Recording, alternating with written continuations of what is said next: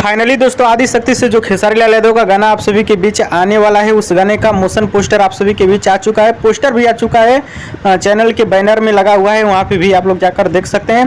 तो आप सभी को बता दूं, गाने का नाम है कलकत्ता के लड़की। इस गाने को लिखे हैं कुंदन प्रीत, गाने में संगीत दिए हैं क्या तो नाम है श्याम सुंदर। हाँ, श्याम सुंदर ही इस गाने में संगीत दिए हैं।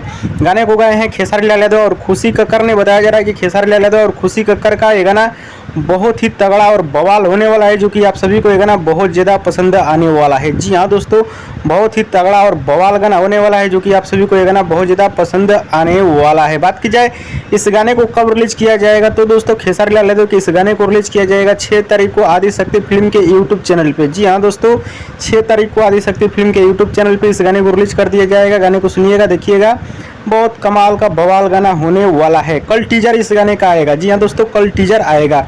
हाँ तो दोस्तों, खेसारी लाल यादव का अपडेट आप सभी को कैसा लगा, नीचे कमेंट बॉक्स में जरूर बताइएगा। वीडियो पसंद आया तो लाइक करें, कमेंट करें, शेयर करें, सब्सक्राइब करें। धन्यवाद।